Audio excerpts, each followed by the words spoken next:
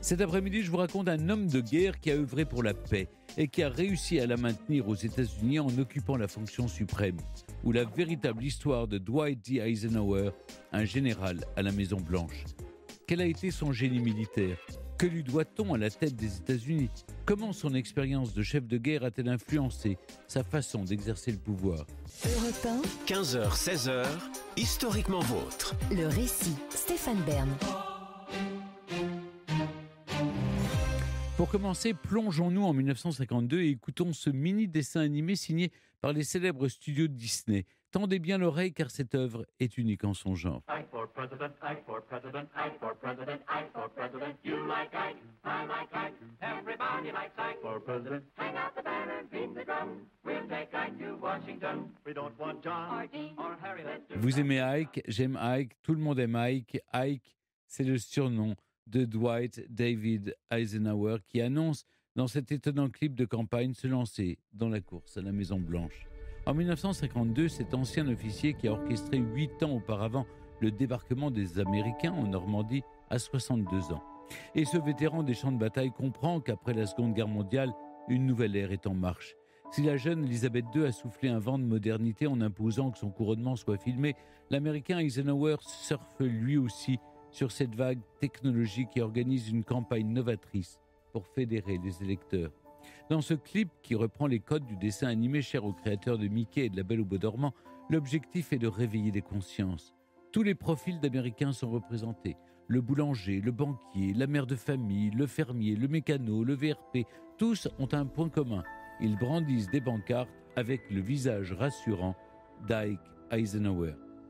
Quelques semaines plus tard, il sera élu 34e président des États-Unis et même réélu en 1956. S'il appartient au camp républicain, se définit lui-même comme un président du milieu de la route, comme vous nous l'avez dit. En France, malgré son action décisive en 1944 sur les côtes normandes, il n'a droit qu'à une courte avenue dans le 8e arrondissement de Paris, là où Franklin Delano Roosevelt possède, lui, une avenue prestigieuse. Pourtant, Eisenhower a un parcours militaire et politique remarquable. Rarement un président n'a autant fait l'unanimité chez ses successeurs, pourtant prompts à tirer à boulet rouge sur tous ceux qui les ont précédés à la Maison-Blanche. Mais il faut dire que Dwight D. Eisenhower est à l'image de son pays. Il incarne mieux que quiconque la réussite.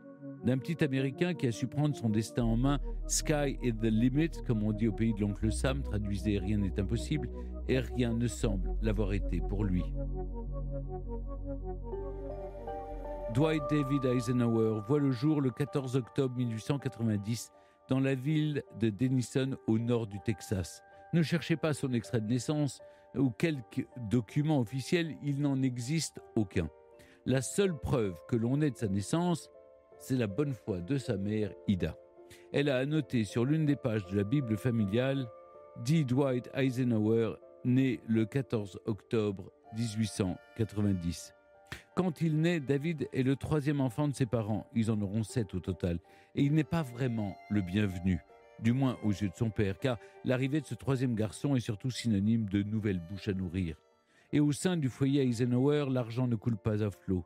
Le père de David, Dwight, prénommé lui aussi David, vit avec une morosité et une colère tenaces. Ils se sentent incompris. Avant d'avoir son premier enfant, il se destine à devenir ingénieur. Il n'y parvient pas et se lance dans l'entrepreneuriat. Il ouvre son commerce. À l'écouter, c'est son associé qui aurait fait péricliter l'affaire. Bon, la réalité est légèrement différente. Sa boutique, fréquentée en majorité par des fermiers du coin, aurait perdu une grande partie de sa clientèle après le passage d'une nuée de sauterelles qui aurait dévoré les récoltes. Ajoutez à cela le très mauvais tempérament de David et rares sont ceux qui, au bout de quelques mois, consentent à pousser les portes de la boutique Eisenhower. Alors, David Eisenhower, père, sombre dans l'aigreur. Et son 3e fils n'est donc en rien une bénédiction pour la famille. D'ailleurs, en parlant de bénédiction, la religion tient une place importante. Au début de leur mariage, David et sa femme Ida respectent la tradition familiale et entretiennent une certaine foi ménonite.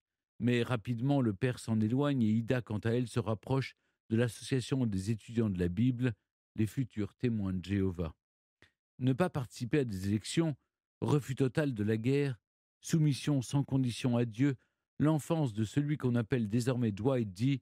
peut paraître austère a posteriori, car le futur président des États-Unis d'Amérique doit notamment composer avec un père à minima sévère, en réalité violent.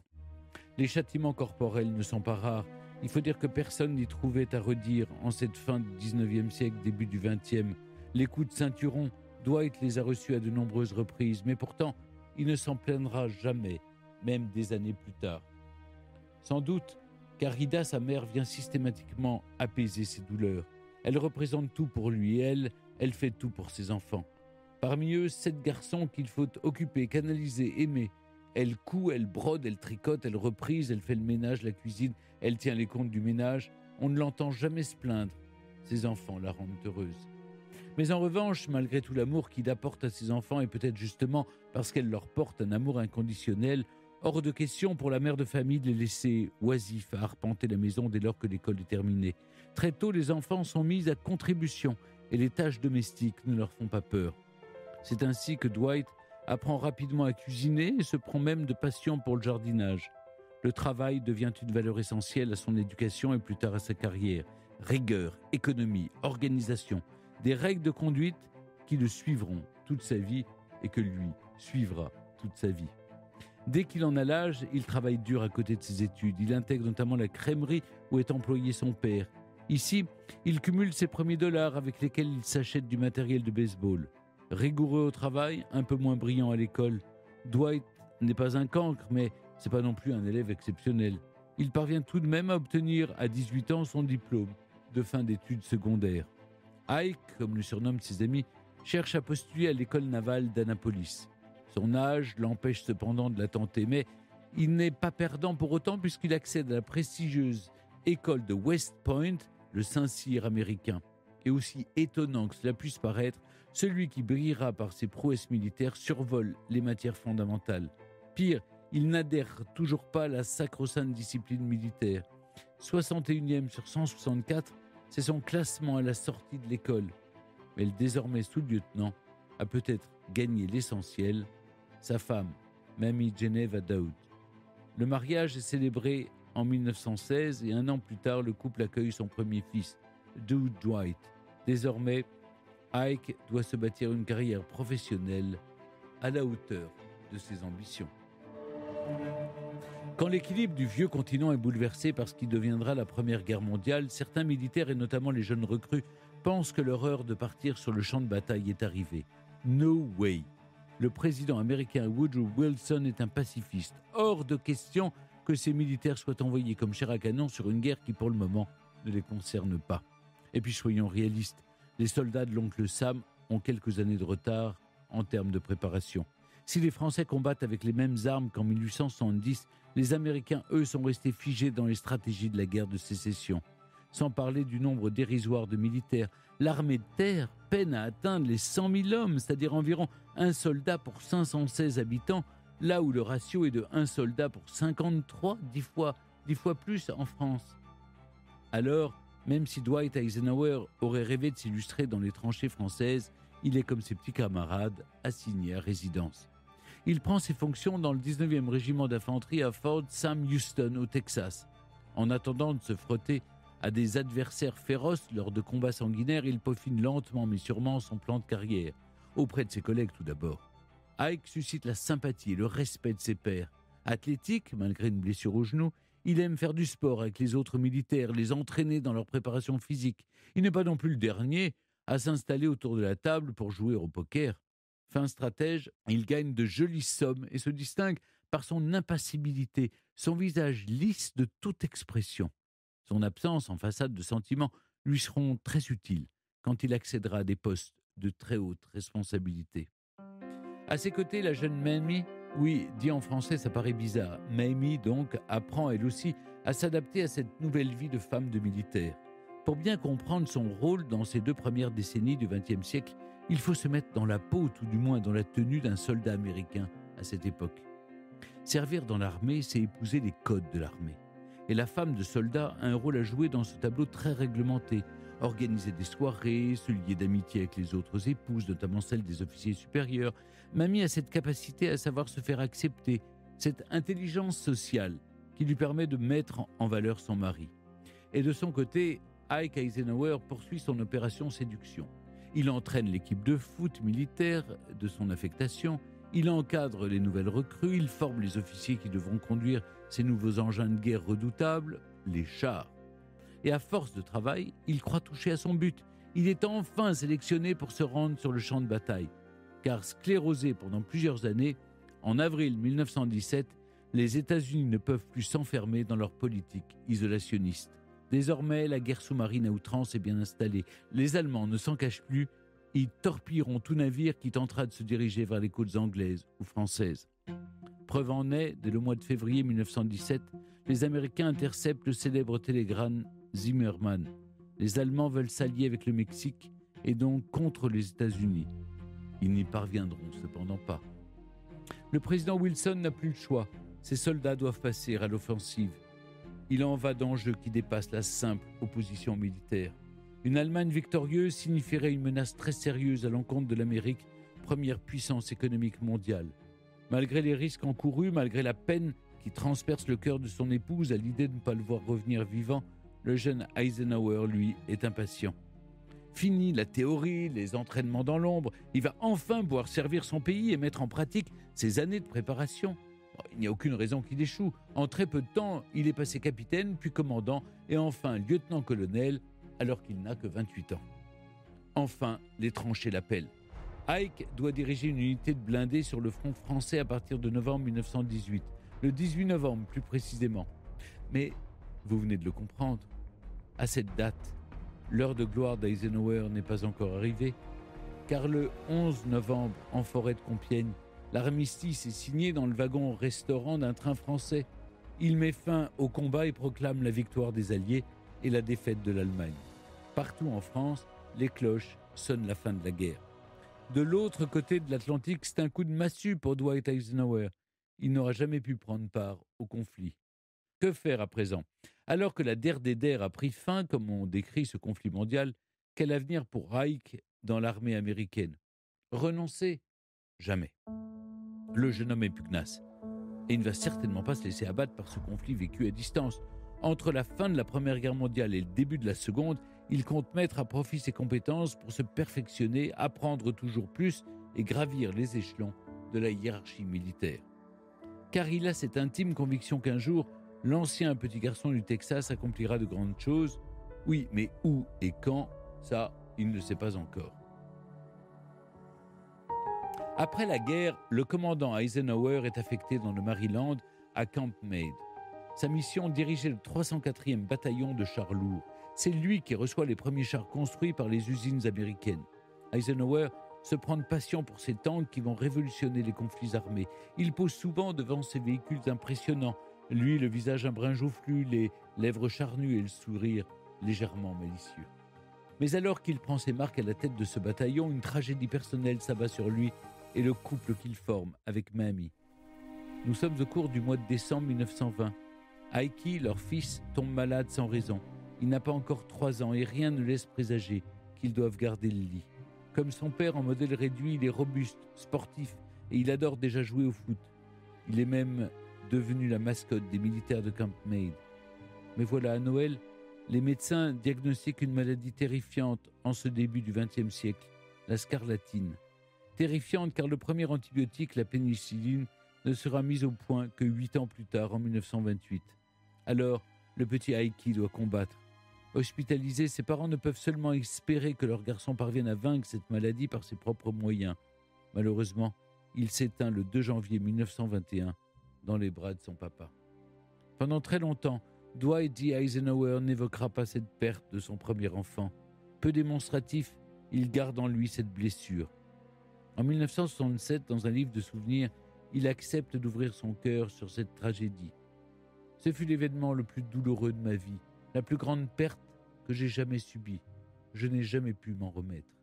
Aujourd'hui, quand j'y pense, et même maintenant que j'écris à ce sujet, l'intensité de notre perte me revient, aussi fraîche et terrible qu'elle l'était, en ce long et sombre jour, peu après Noël, en 1920.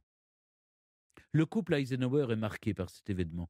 L'arrivée de leur deuxième fils, John Sheldon Dodd, en 1922, apaise un peu leur douleur, tout comme une rencontre décisive pour Ike.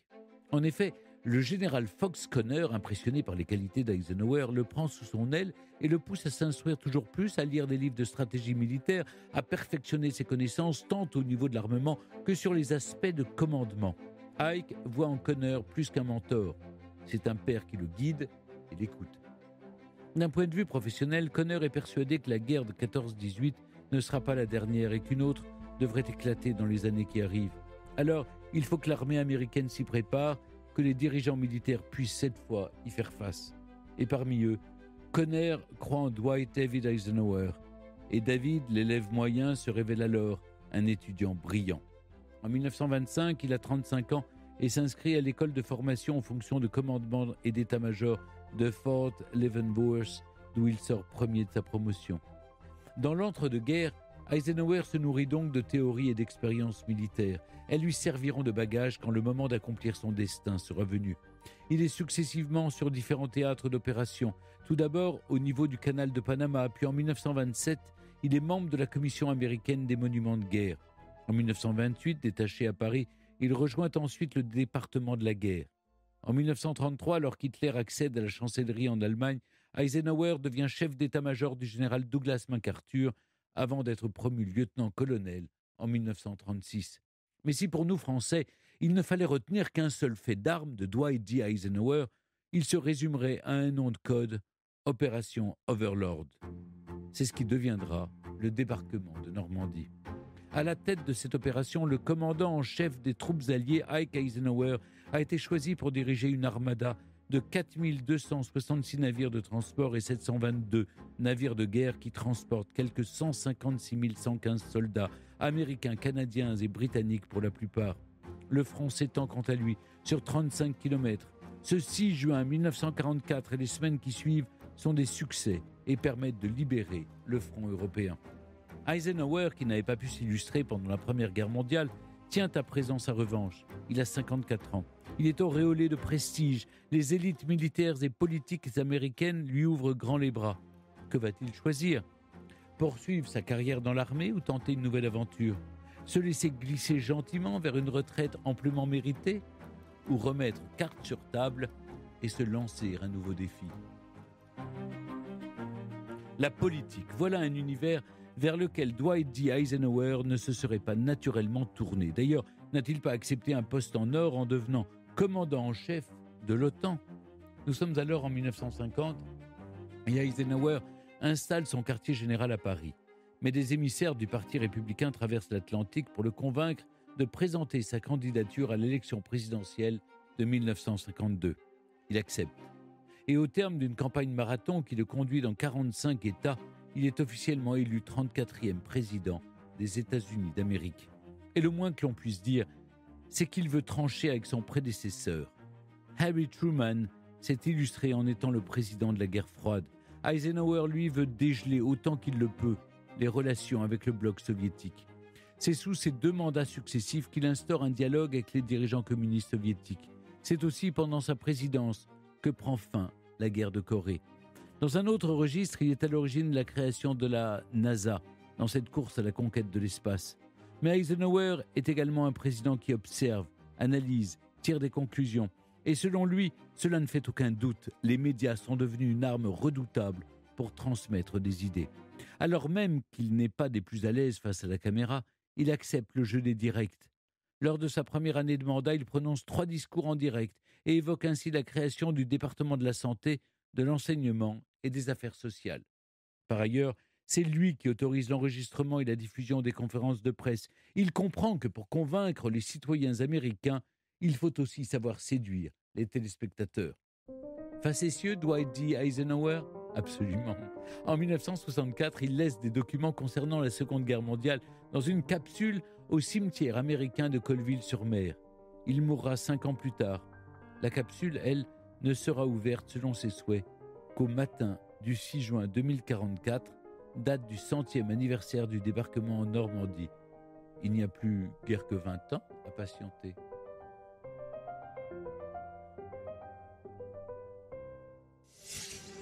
Europe 1, historiquement vôtre.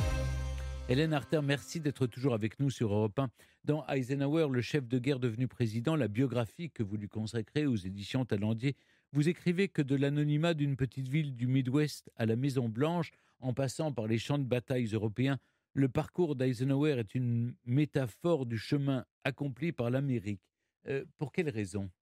Parce que quand il naît en 1890, la grande préoccupation de l'Amérique, c'est la conquête de l'Ouest, hein.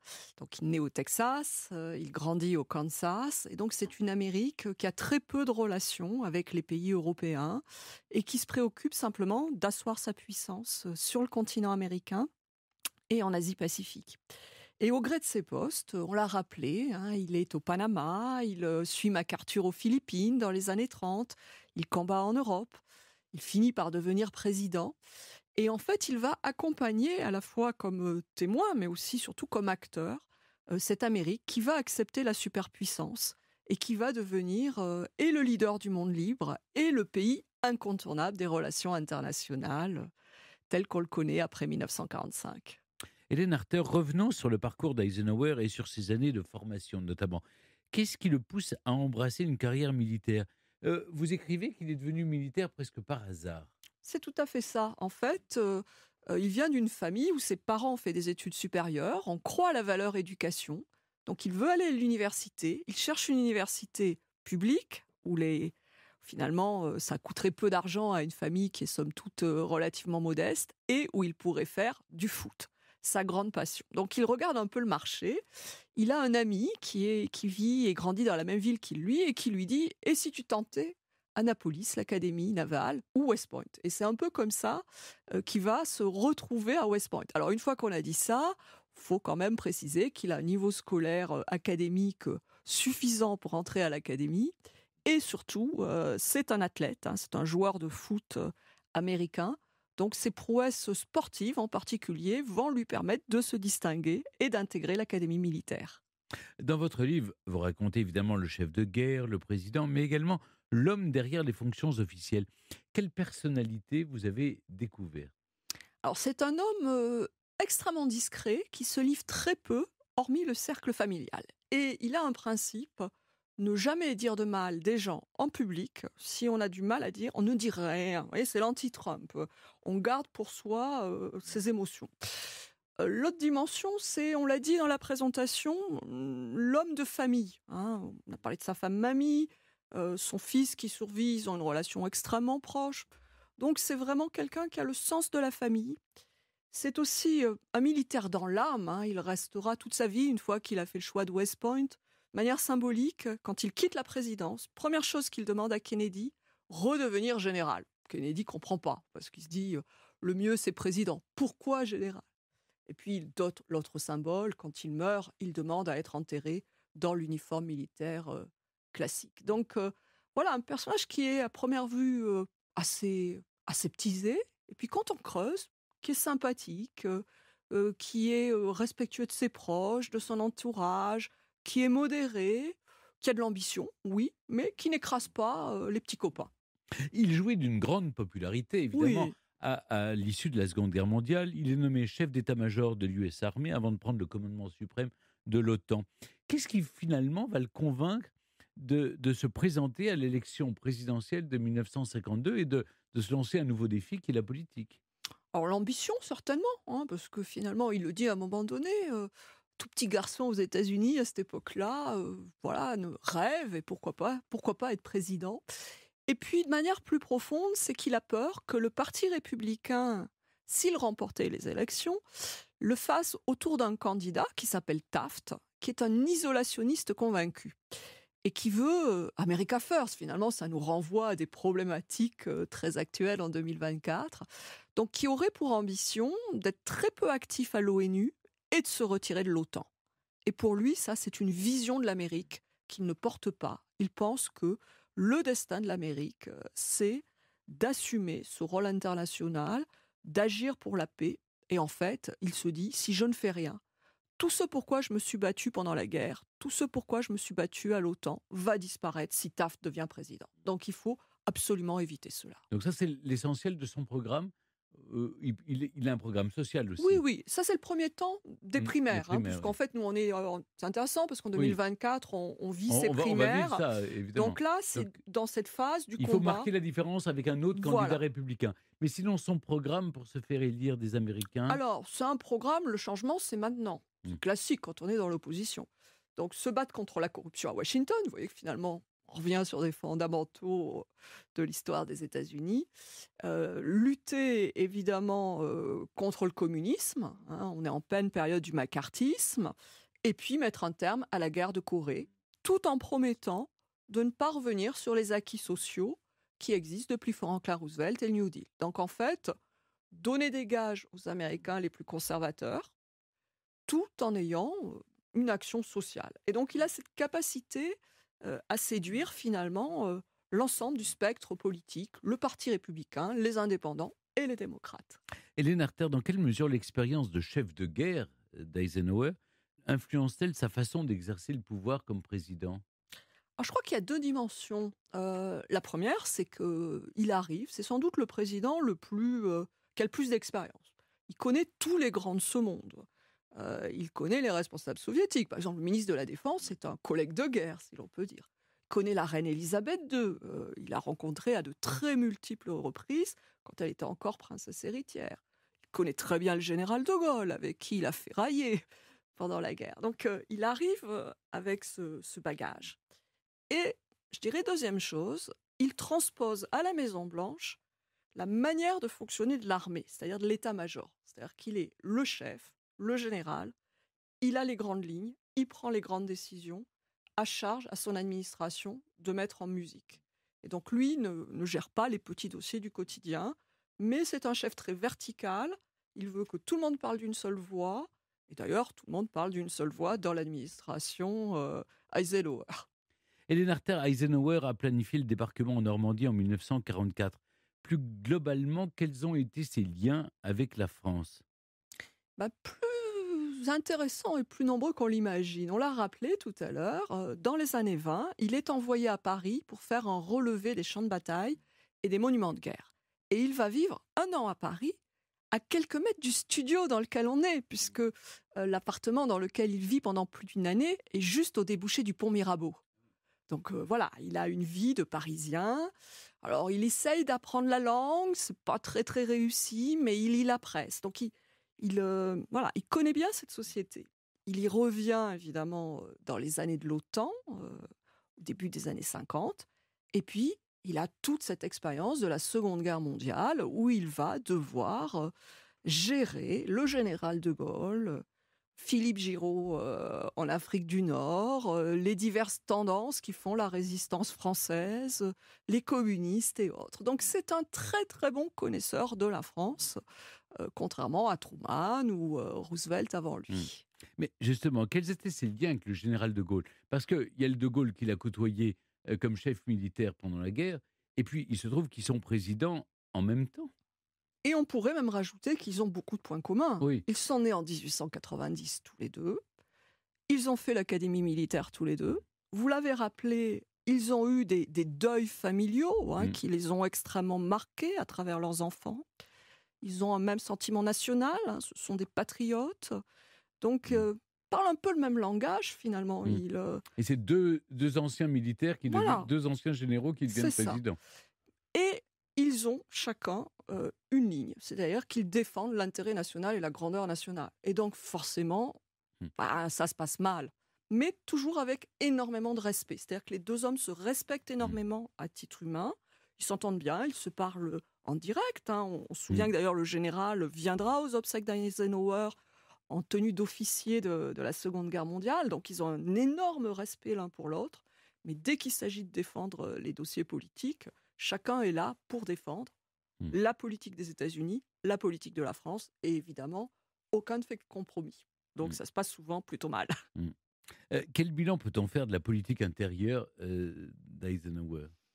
Alors c'est une politique très inégale. Tout d'abord, je crois qu'il faut le rappeler, dans les années 50, c'est le temps du business triomphant. Donc les politiques publiques sont assez limitées. Après, on lui doit un certain nombre de choses. Je pense par exemple aux travaux publics, tout le grand réseau autoroutier, c'est lui. Des investissements dans la science, vous l'avez rappelé, la NASA en particulier. Et puis, j'aimerais insister peut-être plus sur une dimension qui est la question des droits civiques, qu'on oublie un peu. On parle toujours des années Kennedy et Johnson. C'est le premier président à obtenir le vote d'une loi sur les droits civiques en 1957. C'est l'homme de Little Rock, rappelez-vous ce moment où ce gouverneur du Sud veut interdire l'entrée des jeunes noirs au lycée, et lui tape du poing sur la table. Il envoie même les forces armées américaines pour rétablir l'ordre et obliger le gouverneur à intégrer ces jeunes noirs au lycée. Donc c'est quelqu'un qui va aussi marquer par cette action sur laquelle on l'attend un petit peu moins. Évidemment, pendant sa présidence, on est en pleine guerre froide. Alors je pose la même question sur sa politique étrangère et sa politique extérieure. Bon bilan ? Alors oui, si on considère le début, parce que, rappelez, finit la guerre de Corée, il lance des négociations avec les soviétiques, il se rencontre notamment à Genève, on va parler d'esprit de Genève, on est dans ce qu'on appelle la détente, et puis absence de guerre, il déploie simplement des troupes au Liban au milieu des années 50, puis un deuxième mandat très compliqué, je vais citer peut-être 3 exemples qu'on connaît bien. Le canal de Suez. Oui, alors...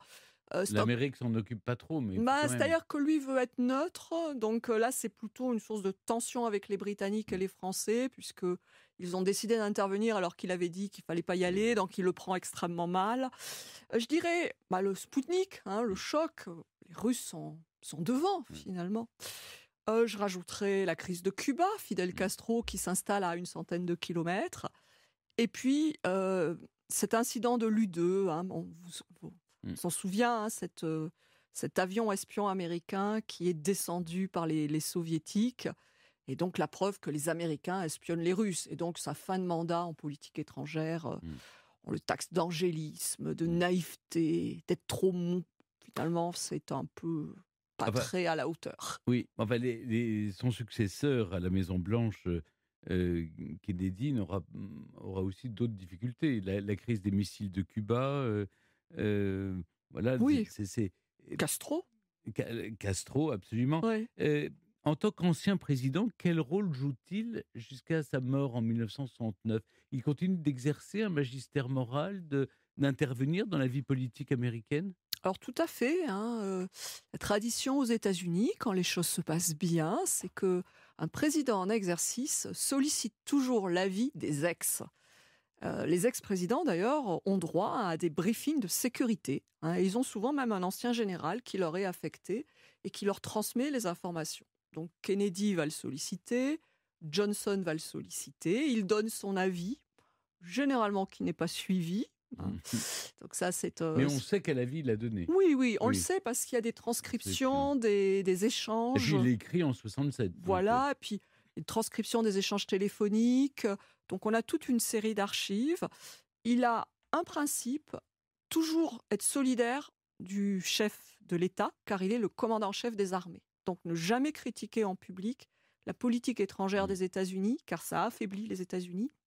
Mais par contre, pouvoir critiquer très librement la politique intérieure et les sujets sociétaux. Et là, il ne s'en prive pas, car il estime qu'il a un seul grand président, c'est lui, et que ses successeurs ne sont pas à la hauteur. Hélène Artert, un dernier mot pour finir. C'est la mystérieuse capsule temporelle que le général Eisenhower a fait enterrer à Omaha Beach. Vous avez une idée de ce qu'elle contient, cette capsule ? Alors, vu tous les discours qu'il a fait, notamment quand il n'est plus président, on peut penser qu'il y a quelque chose autour de l'importance de la recherche de la paix. Ça, c'est certainement une des lignes directrices des documents qu'il a retenus. Je vais bouter en touche et j'ai envie de dire rendez-vous dans 20 ans. J'espère. On espère tous être là. Merci beaucoup Hélène Artert de nous avoir accompagnés cet après-midi dans Historiquement Vôtre pour retracer la véritable histoire de Dwight D. Eisenhower, un général à la Maison-Blanche. Je rappelle que votre livre Eisenhower, le chef de guerre devenu président, vient de paraître aux éditions Talendier. Merci beaucoup. Merci à vous. Historiquement Vôtre sur Europe 1 et en podcast sur europe1.fr.